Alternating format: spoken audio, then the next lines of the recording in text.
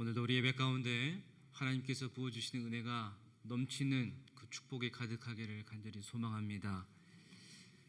여러분 예전에요 의학자들이요 위장병 환자들을 대상으로 한 실험을 했습니다.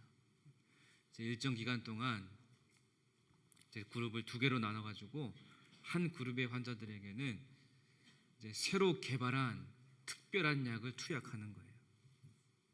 그리고 다른 그룹의 환자들에게는 그냥 기존 보통의 약을 투약하는 거예요. 그래서 이제 일정 기간이 지나면서 쭉 보는 겁니다. 관찰하는 거예요. 그런 다음에 그 환자들의 위장 상태를 검사했더니 새로 개발한 특별한 약을 투약을 받았던 이 그룹의 환자들의 위장 상태가요 눈에 띄게 좋아졌다라는 거예요. 그런데 문제는 뭐냐면 새롭게 개발한 이 특별한 약이라는 것이 뭐였냐면 다른 게 아니라 영양제였다라는 거예요. 그리고 기존에 그냥 보통 약을 투약받았던 그 환자들의 그룹이 있잖아요. 그들도 받은 약이 뭐였냐면 똑같은 영양제였다라는 거예요. 그럼에도 불구하고요 이 두 그룹이 서로 다른 효과를 내는 것은 이 약 자체에 있는 게 아니라 이 환자의 심리적인 상태, 그 마음 그리고 기대감에 있다라는 거예요. 그래서 이것을 의학계에서 가짜 약이라는 뜻으로 뭐라고 얘기하냐면 아마 여러분 다 들어보셨을 겁니다. 플라시보 효과라고 이렇게 불러요. 아마 많이 들어보셨을 거예요. 반대로 노시보 효과라는 것도 있습니다. 노시보 효과. 노시보라는 말은 뭐냐면 해를 끼친다라는 뜻을 가진 라틴어입니다. 혈액 응고 방지 목적으로 아스피린을 장기 처방한 한 그룹에게 부작용이 있다 이렇게 경고해 주었어요. 그리고 또 다른 한 그룹에게는 전혀 어떤 주의사항을 전달해 주지 않았습니다. 그리고 또 시간이 흐른 다음에 이 두 그룹을 관찰하고 위내시경을 해본 거예요. 그 결과 주의사항을 듣지 않은 그룹은요 아무런 문제가 일어나지 않았어요. 그런데 부작용이 있다 이 주의를 들은 그룹의 환자들은요 듣지 않았던 그룹보다 3배 이상 통증과 부작용을 호소했다라는 거예요. 자, 여러분 이런 것처럼 이 플라시보 효과하고요 노시보 효과라는 것은 이 모두가 사람의 마음가짐 또 태도 감정의 상태가 사람에게 중요한 영향을 미친다라는 것을 알려준 이러한 연구 결과입니다. 여러분 우리 우리들에게도요 영향을 미치는 플라시보 효과와 노시보 효과가 있습니다. 하나님의 사랑을 받고 그 은혜를 기억하면서 살아갈 때 우리의 삶의 원동력이 되는 게 있거든요. 여러분 그게 뭐예요? 바로 감사입니다. 감사. 겸손하게 하나님을 향한 감사가 우리의 삶에 가득할 때 우리의 입술로도 마음으로도 우리의 삶의 모습으로도 감사가 충만해서 감사가 넘쳐날 때 여러분 우리는 이 감사의 플라시보 효과를 누릴 수가 있는 거예요. 반면에 우리의 삶에 전혀 감사가 없을 때 보면은 정말 아주 작은 고난도요 정말로 전혀 견딜 수 없는 넘을 수도 없는 큰 고통으로 찾아오는 감사의 노시보 효과를 맛볼 수 있다는 거예요. 자, 그러면 우리는 어떻다라는 겁니까? 여러분 어떠세요? 지금 우리의 삶에 여러분들의 삶을 돌아볼 때 지금 내 삶에 감사의 플라시보 효과가 충만한가 아니면 감사의 노시보 효과만 가득한가? 한번 점검해 보세요. 여러분 오늘도 우리가 감사에 대한 말씀을 함께 나눌 건데 여러분 오늘은 특별히요 우리의 삶에 감사가 없을 때 찾아오는 그 위험성에 대해서 우리가 함께 말씀을 나누면서 앞으로 우리의 삶에 감사의 플라시보 효과만 가득하기를 바라면서 이 시간 감사의 지혜를 깨닫는 귀한 은혜의 시간이 되기를 주님의 이름으로 간절히 축복합니다. 자, 먼저 우리가 감사가 없을 때 나타나는 그 위험성을 생각하면서요 그러면 왜 우리의 삶에 왜 내 삶에 감사가 없을까? 왜 내 삶에 감사의 결여가 나타나는가? 이걸 생각해 봤으면 좋겠습니다. 오늘 본문 20절의 말씀을 보면은요 창세로부터 그의 보이지 아니하는 것들 곧 그의 영원하신 능력과 신성이 그가 만드신 만물에 분명히 보여 알려졌나니 그러므로 그들이 핑계하지 못할지니라. 이렇게 기록되어 있습니다.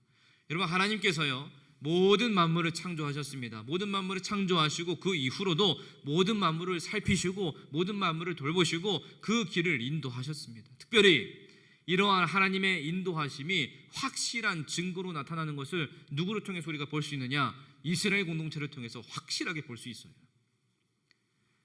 애굽에서 노예로 살던 그들입니다. 그들을 하나님께서는 모세를 통해서 이끌어 내셨습니다. 그 어떤 정체성도 갖고 있지 않던 그냥 노예라는 이름 하나만을 가지고 살았던 민족이었어요. 그런데 그런 그들을 향한 하나님의 약속, 그들의 조상에게 이미 언약했던 그 약속을 이루시기 위해서 잊지 않고 그들을 찾아가신 거예요. 그리고 애굽을 나와서 홍해를 건너게 하셨고 광야 생활 40년 동안 그들 곁에서 절대로 떠나지 않으시고 그들과 언제나 함께 하셨습니다. 그리고 마침내 하나님께서 약속하셨던 젖과 꿀이 흐르는 가나안 땅으로 들어가게 하셨고 그 땅을 정복하게 하셨고 그 땅을 분배받아서 정착하게 하셨어요. 여러분, 하나님께서는 노예라는 아무런 정체성이 없이 살던 그들을 이스라엘이라는 공동체로 세우셨습니다. 여러분, 그들 스스로가요 경작하며 집을 짓고 자녀들을 기르며 살기 위한 땅이 없었습니다. 그런데 그랬던 그들에게 땅을 허락해 주신 거예요. 이 귀한 모든 것들을 아무런 대가 없이 하나님께서는 이스라엘 백성들에게 허락해 주셨어요. 그래서 아무런 대가 없이 받은 그들은 어떻게 살면 돼요? 그저 하나님께 감사하면서 살면 그만이었습니다. 그냥 하나님만 섬기며 살면 그만이었어요. 그런데 그들의 삶이 어땠습니까? 오직 하나님 한 분만으로 만족하며 감사한 인생을 살면 되는데 그러지 못하고 끊임없이 그들 마음속에서 솟아나는 욕심을 추구하면서 살았어요.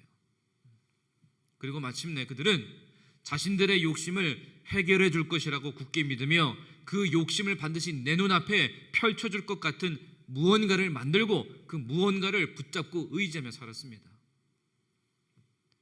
여러분, 사람은요 이 마음에 욕심이 생기는 게 당연합니다. 당연해요. 여러분들도 아마 마찬가지일 거예요. 하나 가지면 어때요? 또 하나 갖고 싶잖아요.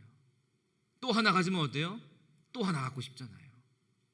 여러분, 뭔가 더 좋은 것을 갖고 싶어하는 마음이 생기는 게 당연한 겁니다. 근데 여러분, 이런 욕심이 당연하게 생기는 이런 욕심이 문제가 되는 이유가 무엇이냐? 내 욕심을 채우기 위해서 하나님의 방법이 아닌 세상의 방법을 따르게 되고 그러다 보면 하나님 앞에 죄를 짓고 사는 모습이 나타나기 때문에 그러한 욕심이 문제가 되는 거예요. 그리고 그 욕심에 사로잡힌 삶을 살다 보면 이 마음에 감사가 결여된 모습이 나타나게 되다 보니까 무엇을 하든지 간에 감사가 아니라 내 욕심 채우기에 급급한 인생을 살게 되는 겁니다. 그러다 보니까 하나님을 향한 감사가 전혀 없는 인생을 살면서 내 욕심을 채워주는 무언가를 스스로 만들어내고 그것만 붙잡고 의지하는 인생이 되는 거예요. 여러분, 이것을 무엇이라고 얘기하냐면 우상숭배다, 이렇게 얘기하는 거예요. 여러분, 이것처럼 우상숭배는요 우리를 창조하신 하나님에 대한 감사의 결여에서 비롯된 것이라고 할 수 있습니다. 자, 그러면 여러분, 우리는 어떻습니까? 만약에 우리의 삶에요 감사의 결여가 있다면, 감사가 없다면 여러분, 이것은 우리 안에 우상이 있다라는 증거예요. 하나님께서는 우리를 창조하시고 우리의 길을 인도하시고 우리를 늘 항상 돌보시는 분이십니다. 그러한 하나님께 우리가 감사해야 하는 것은요 마땅한 일이에요. 여러분, 이것이 무엇이냐? 우리가 이 감사에 대한 말씀을 첫 번째 시간에 함께 나눴던 감사의 온당함입니다. 그래서 우리는 감사의 지혜를 늘 구하면서 우리의 삶에 감사의 열매를 맺기 위해 늘 노력하는 주님의 백성으로 반드시 살아야 된다는 거예요. 여러분, 우리 모두 하나님의 은혜 앞에 세상을 바라보는 나의 연약함으로 실패하는 것이 아니라 늘 이겨 승리하며 하나님을 향한 감사가 넘쳐나는 우리 모두의 삶이 되기를 주님의 이름으로 간절히 축복합니다. 자, 여러분, 이러한 감사를 우리가 생각해 볼 때 감사의 결과는요, 확실히 굉장히 아름다운 겁니다. 감사의 결과는요, 확실히 풍성한 거예요. 그렇지만 여러분, 불평 불만으로 가득한 우리의 마음은요, 저절로 감사하는 쪽으로 끌리지 않는다라는 거예요. 그리고 이러한 모습을 하나님께서 보시면서 우리의 무감각하고 냉담한 마음을 흔들어 깨우시기 위해서 사용하는 한 가지 방법이 있는데, 감사하지 않을 때 우리에게 찾아오는 추하고 파괴적인 결과에 대해서 경고하시는 거예요.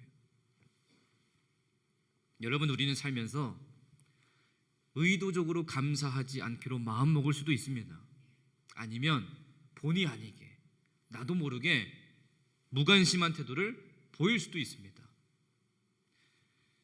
그러나 거기에 뒤따르는 결과는요, 우리가 선택할 수 없어요. 감사하지 않는 것은 우리가 원하지 않는 곳으로 데려다주는 결과가 나올 수도 있습니다. 그러면서 생각보다요, 비싼 대가를 우리가 치를 수도 있습니다. 이렇게 감사하지 않은 것의 결과를 이해하는 데 있어서 핵심이 되는 말씀이 무엇이냐면 바로 오늘 우리가 읽은 본문의 말씀이에요.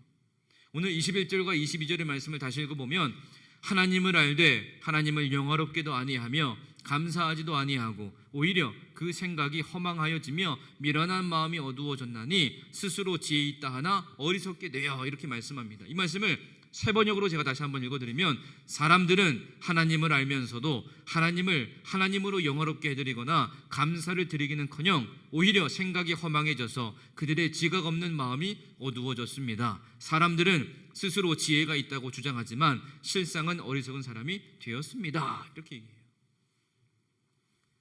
여러분, 허망한 생각과 미련한 마음이 어디에서 비롯되는 것이냐? 감사하지 않은 데서 비롯된다는 거예요. 하나님을 영화롭게 하지 않는 데에서 비롯된다는 겁니다. 그래서 여러분, 우리가 감사하지 않는 삶, 감사하지 않는 것은 어떠한 삶으로 이어지냐면 다른 수많은 죄의 근원이 되는 거예요.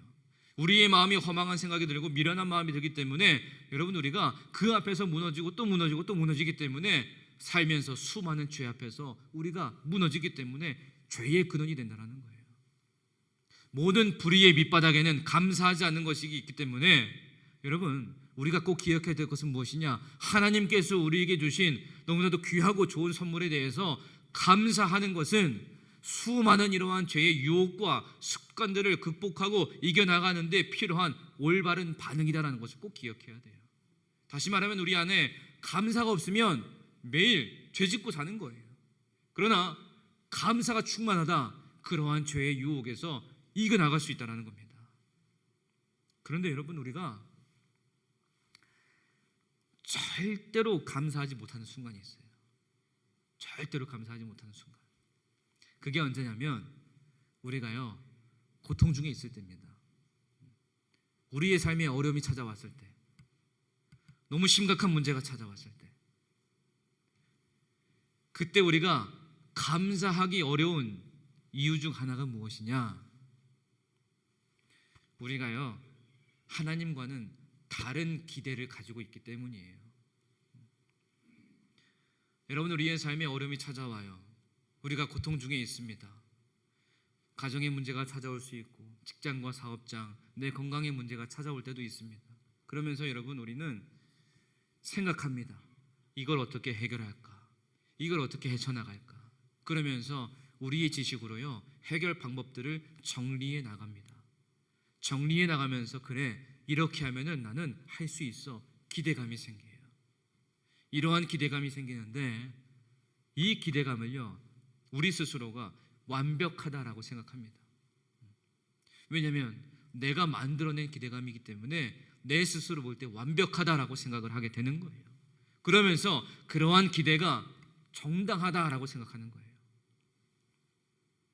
여러분, 그러나 우리의 생각에 그 고통 중에 있을 때 하나님께서 하셨어야 한다고 생각하는 일이 생각대로 되지 않을 때 어떻습니까? 우리는 평정심을 잃어요.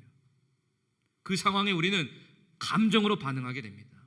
기분이 상하거나 화를 내거나 낙심하거나 원망하고 불평하고 짜증내고 심지어 자살 충동까지 느끼는 등 하나님을 거부하는 상태를 나타내는 거예요. 여러분, 그럴 때 우리가 꼭 해야 될 일은 무엇이냐? 스스로 옳다고 생각했던 나의 기대, 내가 정리해서 내가 만들어낸 나의 기대를 하나님과 하나님의 무한한 지혜로부터 흘려나오는 실제적인 그러한 지침에 그냥 내려놓는 거예요. 내려놓는 겁니다. 여러분, 하나님께서는요 무한히 지혜로우시지만 우리는 어떻습니까? 그렇지가 않잖아요.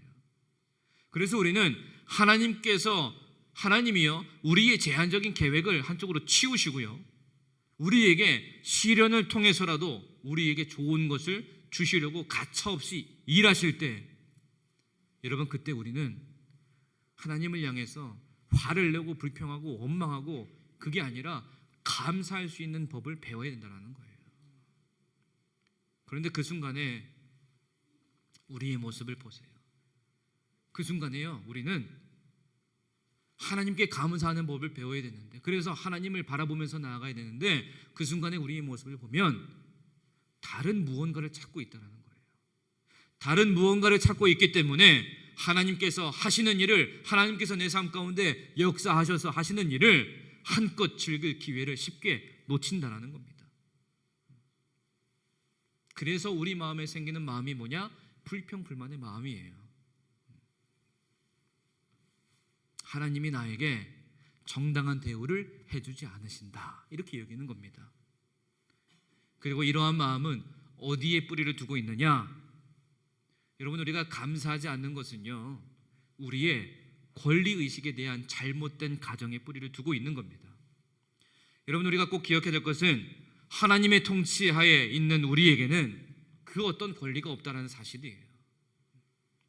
그러면 우리에게 무엇만 있느냐? 여러분, 우리에게는요 특권만 있을 뿐입니다. 여러분, 권리와 특권은 다릅니다. 여러분, 우리가 하나님의 자녀가 된 것 무엇입니까? 우리의 권리 아니잖아요. 하나님께서 우리에게 은혜로 선물로 주신 거잖아요. 다시 말하면 그 선물로 말미암아 하나님의 자녀가 되는 특권을 받은 거잖아요. 근데 이걸 권리라고 생각하는 거예요. 여러분, 이러한 잘못된 권리의식이요 오늘날 많은 사람들에게 퍼져 있습니다. 그래서 오늘날 많은 사람들이 어떠한 행동 양식을 보이냐면 나 자격 있다, 이런 말로 막 대변되어지는 거예요. 나 누릴 자격이 있어, 나 누릴 자격이 있어, 나 뭐 할 자격이 있어, 막 이렇게 얘기하는 겁니다. 여러분, 이러한 것들이 지금 우리 사회에 막 퍼지면서요 이기심과 어리석음으로 가득한 세상을 만들어내고 있는 거예요. 여러분, 우리는 죄인이었잖아요. 죄인된 자로서 우리 스스로가 얻은 것은 무엇이냐? 죄의 삭신 사망을 받을 자격이 있는 거예요. 그 이외의 다른 모든 것들은요 은혜로 주어진 겁니다. 하나님의 은혜로 우리에게 선물로 주신 거예요. 그래서 우리는 그 은혜에 걸맞은 반응을 하면서 살아야 되는데, 그 반응이 뭐냐? 바로 감사라는 겁니다. 여러분, 하나님에게서 비롯된 좋은 것들을 받을 자격이 있다 생각하는 마음은 그렇게 생각함으로 자신의 타락한 모습을 나타내 보이는 거예요. 예를 들면, 여러분, 우리가 누군가에게 은혜를 입었습니다. 너무 감사해요. 그러면 그분 앞에 나갈 때 우리가 어떤 모습을 보이겠습니까? 교만합니까? 겸손합니까? 겸손한 모습으로 나아갑니다. 그런데 여러분, 예를 들어서요 지금 우리의 예배 드리는 모습을 돌아보면 됩니다. 우리가 예배 드릴 수 있는 자격이 있던 자였습니까? 하나님께서요 우리를 향해 베푸신 구원의 은총을 생각해 볼 때 얼마나 귀하고 귀한 것임을 우리는 분명히 잘 알고 있잖아요. 그런데 그런 감사가 넘치도록 은혜를 베푸신 하나님을 향해 예배 드리는 우리의 모습을 볼 때 어떻습니까? 당연한 것으로 여기기 때문에, 자격 있는 자로 생각하기 때문에 이 예배의 자리에 감사의 모습과 태도가 아니라 그냥 내가 편한 모습으로 예배 드리는 모습이 너무 쉽게 나온다는 거예요. 하나님을 만나고 하나님을 향해 나아가는 나의 진실된 모습을 보이기 위해서 나온 이 자리에 여러분, 하나님은 온데간데 없고 그냥 사람들과의 평범한 모임의 태도가 나오게 된다는 거예요. 여러분, 생각해 보세요.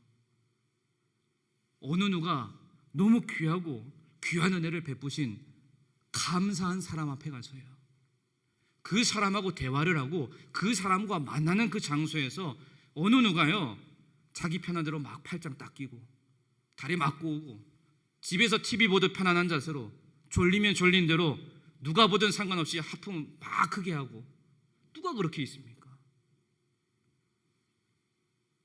여러분, 이 모습은요 내 안에 감사가 결여된 모습입니다. 여러분, 감사한 자는요 교만한 자가 아니라 겸손한 자예요. 겸손한 자는요 그 겸손한 모습이 밖으로 나올 수밖에 없습니다. 나 예수님 만났어, 나 신앙 좋아, 그러면서요 교회 나올 때, 예배 나올 때, 사람들 만날 때 막 껄렁껄렁하게 대하고, 여러분 그 안에 감사가 결여된 사람입니다. 여러분, 베드로 보세요. 베드로가 얼마나 강한 사람이었습니까? 얼마나 성질이 괴팍한 사람이었어요. 그러나 예수님을 만나고 나서는 그가 교만한 자가 아니라 겸손한 자가 되었습니다. 바울도 보세요. 얼마나 거만했습니까? 얼마나 교만했습니까? 예수님을 만나고 감사한 마음이 그 안에 있을 때 바울은요 죽을 때까지 겸손한 모습으로 살았습니다. 여러분, 우리가 하나님 앞에 나오는데 그 감사를 안고 이 예배 시간에 주님 앞에 나오는데 우리가 어떻게 내 편한 대로 하나님 앞에 우리가 있을 수 있겠습니까? 우리가 하나님 앞에 예배드리는 모습을 통해서 여러분 우리의 모습 속에 감사가 있는가 없는가, 이것을 내 스스로 볼 수 있는 거예요. 만약에 나의 예배의 모습 속에서 하나님을 향한 겸손한 모습이 바깥으로 표현이 된다, 이 안에 감사가 분명히 있고 그 감사를 실천하면서 사는 사람입니다. 그러나 그럼에도 끝까지 내 편한 대로 그 모습으로 이 예배 시간에 그냥 앉아 있으면 나 감사가 있어 라고 얘기만 하는 그러한 거짓된 감사의 모습으로 사는 자예요. 당연한 것으로 여기기 때문에 하나님을 만나러 온 이 자리에서 감사가 빠져있는 불손한 모습으로 예배드려도 아무런 거리낌이 없는 무지가 나오는 겁니다. 여러분, 누가복음 17장 말씀에 보면 예수님께 고침을 받은 10명의 나병 환자가 나옵니다. 그들 중에서요 오직 한 사람만 예수님께 돌아와서 감사 인사를 드렸습니다. 나머지 9명 어디 갔습니까? 여러분, 나머지 9명도요 예수님께 은혜 받았어요. 그러나 당연한 것으로 여기기 때문에 은혜 받은 것을 너무 빨리 잊어버리는 거예요. 당연한 것으로 여기기 때문에 굳이 다시 돌아가지 않고요 자기 멋대로 살았습니다. 무지함이 나온 거예요. 여러분, 우리도 하루하루를 살아가면서 하나님께 받은 은혜가 너무나도 귀하고 크다라는 것을 잘 알고 있지만 그 은혜가요 또 당연하다라고 여겨질 때가 있습니다. 오늘 내가 기도로 하루를 시작했고 말씀도 묵상했고 하나님이 좋아하시는 이웃사랑 실천도 내가 했으니까 오늘 하루 내가 은혜 받을 자격이 있다, 당연하다, 이런 생각이 들 때가 있어요. 이런 생각이 여러분 내 마음을 지배하는 순간 우리는 우리의 삶 속에서 하나님을 향한 감사가 너무나도 쉽게 사라지고 마는 겁니다. 예수님께 고침을 받은 10명의 나병 환자 중에 다시 돌아와서 감사의 고백을 했던 그 한 명이 내가 되어야 되는데 나머지 9명의 그 그룹에 속한 내가 되는 모습이 너무 쉽게 나오는 거예요. 하나님께 감사한 은혜를 받았으면 교만한 자가 아니라 겸손한 자로 살아가야 되는데 나 원래 그래, 그냥 그 모습으로 살아가는 모습이 너무 쉽게 나오는 거예요. 여러분, 하나님께 은혜를 입고 감사가 깨달은 자는 그의 삶 속에 이러한 변화가 일어나는 겁니다. 우리의 삶을 돌아보며 우리에게 이러한 어리석은 모습이 있다면 여러분, 하나님께 회개하고 자격 없는 우리를 사랑해 주시고 은혜를 베푸신 주님을 향한 감사를 놓치지 않고 살아가는 우리 모두가 되기를 주님의 이름으로 간절히 축복합니다.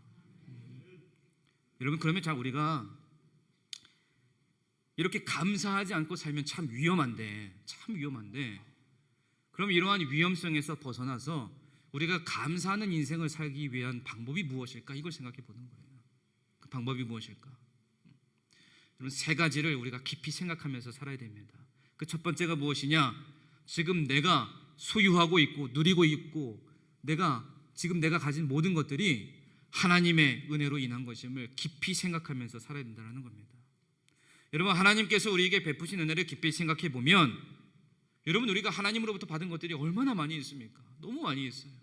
우리가 이루고 얻고 가지고 누리고 있는 모든 것들, 여러분, 하나님께서 우리에게 은혜로 주신 하나님의 선물입니다. 여러분, 우리가 무엇을 얻고 또 소유하고 누리기 위해서 당연히 우리의 삶 속에서 열심히 노력은 해야 됩니다. 그렇지만 여러분, 하나님의 은혜가 없이는요, 아무리 열심히 노력해도 우리가 무엇을 얻을 수도 없고요, 소유할 수도 없고 누릴 수도 없는 거예요. 우리가 얻을 수 있고 소유할 수 있고 누릴 수 있는 것은 하나님께서 우리에게 은혜를 베풀어 주셨기 때문에, 그리고 그 은혜를 통해서 그 모든 것들을 지켜주시고 계시기 때문에 내가 얻을 수 있고 소유할 수 있고 누릴 수 있는 거예요. 여러분, 주님께서 우리에게 은혜를 베푸셔서 지금 여러분들이 소유하고 있고 얻고 있고 가지고 있고 누리고 있는 모든 것들을 한번 깊이 생각해 보세요. 여러분, 우리가 그러한 깊은 생각 속에서 살 때 우리는요, 우리에게 없는 것들을 바라보면서 염려하고 걱정하고 근심하고 낙심하고 두려워하고 불평하고 원망하지 않습니다. 왜냐하면 그 귀하고 귀한 걸 내가 너무 많이 받은 것에 대해서 감사할 수밖에 없기 때문이에요. 하나님께서 은혜로 주셔서 누리게 하시는 것들을 우리가 깊이 생각하면 진정으로 범사에 감사하는 삶을 살 수 있게 되는 겁니다. 그리고 하나님께서는 범사에 감사하는 삶을 사는 사람에게 지금보다 더 큰 은혜를 베풀어 주신다는 사실이에요. 반면에 우리가 하나님께서 우리에게 은혜를 주신 것들을 깊이 생각하면서 감사하지 못하고 산다면 여러분, 하나님께서는요, 그것들을 잃게 하십니다. 잃게 하셔서 우리로 하여금 범사에 감사하고 사는 것이 무엇인가를 깊이 깨닫게 만들어 주세요. 여러분, 하나님의 은혜로 인한 것임을 깊이 생각하지 못한다는 것은요, 우리가 지금까지 살면서 하나님께 받은 그 복을요, 세어보지 않은 거예요. 아니면 당연한 것으로 여기고 사는 겁니다. 그리고 오늘 본문의 말씀에서도요, 사도 바울이 묘사하는 것처럼 자신도 모르는 사이에 이 마음이 어두워졌을 수도 있어요. 여러분, 러시아의 소설가인 도스토옙스키가 이런 말을 했습니다. 인간은 실험만을 헤아려 볼 뿐 기쁨은 헤아려 보지 않는다. 여러분, 어떠십니까? 여러분, 지금 살면서요, 어떤 걸 더 헤아리면서 살고 계십니까? 우리가 고백하는 찬송가의 가사처럼 받은 복을 세어볼 때 우리는 하나님의 은혜로 인한 것임을 깊이 생각하는 지혜를 깨달을 수 있게 되는 거예요. 신명기 32장 6절의 말씀에 보면 어리석고 지혜 없는 백성아, 여호와께 이같이 보답하느냐? 그는 내 아버지시요 너를 지으신 이가 아니시냐? 그가 너를 만드시고 너를 세우셨도다. 이렇게 기록되어 있습니다. 여러분, 하나님 앞에 어리석고 지혜 없는 백성이 아니라 나를 지으시고 모든 것을 베푸시는 하나님의 은혜를 깊이 생각하며 날마다 감사로 사는 인생이 되시기를 주님의 이름으로 간절히 축복합니다. 두 번째는 하나님께서 베푸신 구원의 은총과 모든 영적의 은총을 깊이 생각하면서 우리가 살아가야 됩니다. 여러분, 우리가 살면서요, 우리의 마음속에요, 감사하는 마음이 사라지고요, 불평과 원망과 짜증이 일어날 때가 있습니다. 아마 지금 그 마음이 드는 분도 아마 있을 수도 있어요. 여러분, 그러면 그때마다요, 하나님께서 나에게 베풀어 주신 구원의 은총을 깊이 생각해 보세요. 구원받기 이전에 비참했던 모습과 지금 구원받은 현재의 모습을 비교해 볼 때 여러분, 그때 우리는 어떠한 형편 속에서도 범사에 감사하는 삶을 살 수밖에 없어요. 예수님을 믿기 전에 우리는 허물과 죄로 인하여서 영적으로 하나님과 분리되어서 영원히 죽어 있었습니다. 그래서 이 세상의 풍조를 따르면서 살았고 사단의 지배를 받으면서 비참하게 살았습니다. 그때 우리는 죄와 사단의 종이 되어서 하나님의 무서운 진노를 피할 수 없었던 본질상 진노의 자식들이었어요.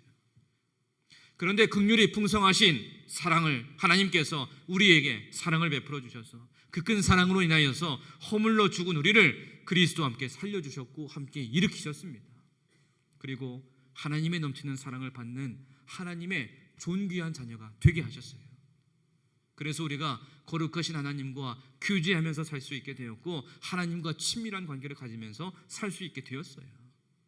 로마서 8장 1절 2절 말씀에 보면 그러므로 이제 그리스도 예수 안에 있는 자에게는 결코 정죄함이 없나니 이는 그리스도 예수 안에 있는 생명의 성령의 법이 죄와 사망의 법에서 너를 해방하였음이라. 이렇게 말씀합니다. 하나님께서요 날마다 우리에게 은혜를 베풀어 주셨기 때문에 우리는 처음 믿을 때보다 지금 더 하나님을 더 많이 알고 더 깊이 알게 되었어요.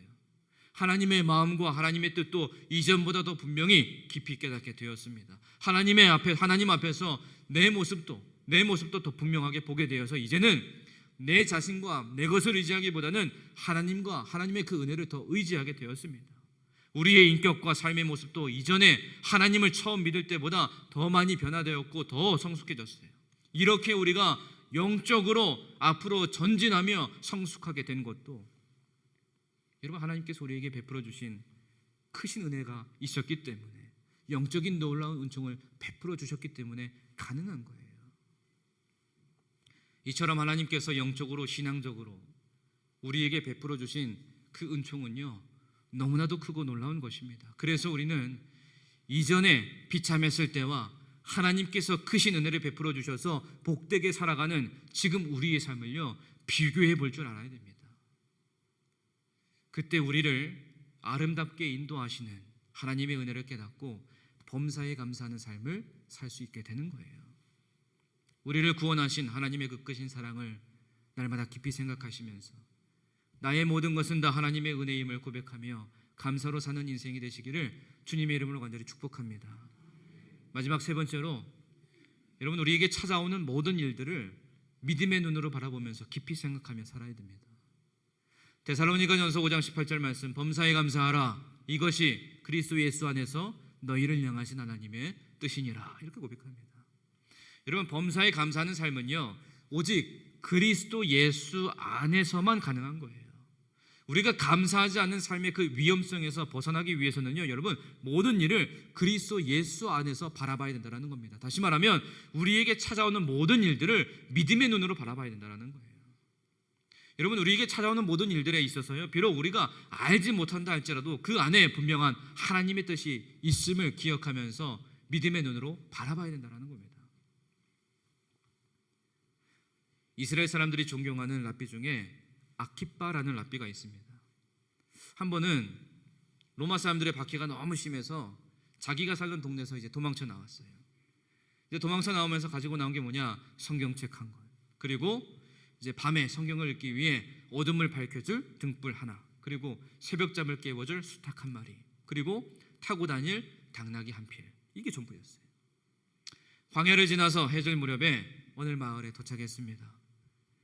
그 마을에 도착해서 마을 사람들에게 자신의 처지를 자초지종 설명하면서 하룻밤 묵고 가기를 원했는데 거절당했어요. 그래서 어쩔 수 없이 그 동네에서 나와서 좀 떨어진 숲속으로 들어가서 큰 나무 아래 자리를 잡게 되었습니다. 그리고 등불을 켜고 성경을 읽기 시작했어요. 그런데 그때 갑자기 바람이 불어서 등불이 꺼지고 말았어요. 그래서 이 사람은 내가 좋아하는 성경도 읽지 못하는구나.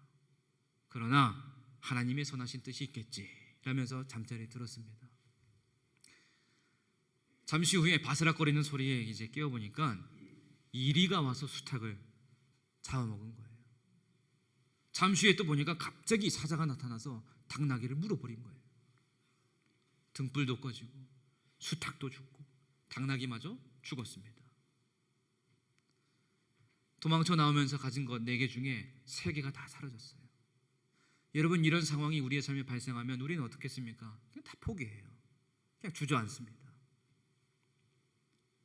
그러나 이 랍비는 선하신 하나님께서 분명히 뜻이 계셔서 좋은 길로 인도하기 위해 그렇게 하셨을 것이다. 이런 확신을 가지고 오히려 하나님께 감사를 드렸다는 거예요. 다음날 새벽에 이제 다시 마을로 내려갔습니다. 가보니까 그 마을이 이상한 거예요. 그러면서 보면서 깜짝 놀란 겁니다. 왜냐하면 산적들이 와서 모든 주민들을 죽이고요 다 약탈해 갔어요.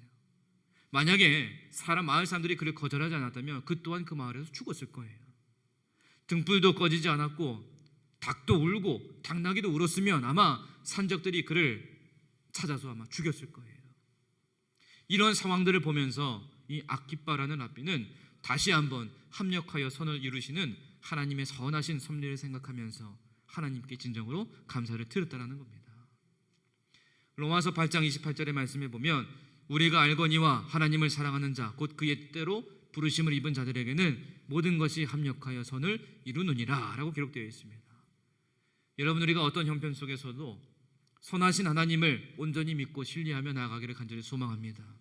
선하신 하나님을 완전히 신뢰하는 믿음으로 어떤 상황에 처하든지 감사를 고백함으로 우리의 진정한 유익을 위해 모든 것을 선으로 바꾸시는 하나님의 놀라운 은총을 누리며 살아가는 우리 모두가 되기를 간절히 소망합니다.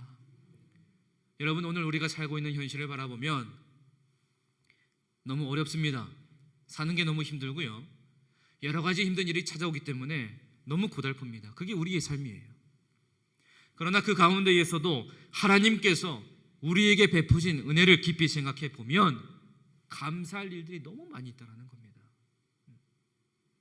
그럼에도 만약에 우리의 삶에 감사가 빠진다면 우리는 감사의 결여가 가득한, 그래서 권리의식을 갖고 당연하다는 듯 잘못된 기대감 속에서 실패하는 인생으로 향하게 될 거라는 거예요.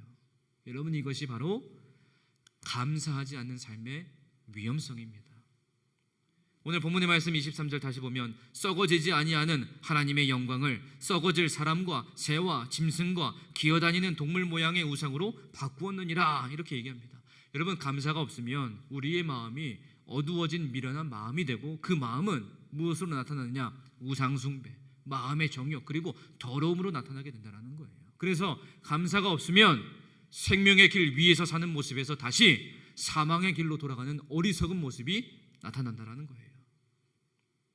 여러분, 우리 모두 어떠한 상황 속에서도 하나님을 굳게 신뢰하며 그 하나님께 감사하고 그 하나님을 찬양하며 사는 주의 백성들 되시기를 간절히 소망합니다. 여러분, 그러면 주님께서는 우리의 믿음을 보시고 분명히 기뻐하실 줄 믿습니다. 그리고 우리의 인생은 감사로 인한 참된 기쁨과 평안과 행복으로 가득하게 될 줄 믿습니다. 여러분, 그리하여서 우리 모두 감사의 사람이 되어서 감사하는 습관으로 살고 감사야말로 우리의 인생에서 참된 만족과 소망을 누리는 열쇠임을 깨닫고 기억하며 날마다 주님께 감사하는 인생을 사는 우리 모두가 되기를 주님의 이름으로 간절히 축원합니다. 이렇게 기도하겠습니다. 하나님 아버지, 감사합니다. 하나님께서 우리의 길을 인도하시며 우리를 날마다 돌보시고 동행하여 주셔서 하나님의 은혜로 날마다 승리케 하심에 감사를 드립니다. 하나님, 우리가 살면서 주님을 향한 감사를 잃지 않게 하여 주시옵시고 어떠한 상황 속에서도 하나님 아버지 앞에 감사를 고백하며 살아갈 수 있는 감사의 백성들 될 수 있도록 주님 인도하여 주시옵소서. 예수님의 이름으로 기도드립니다. 아멘.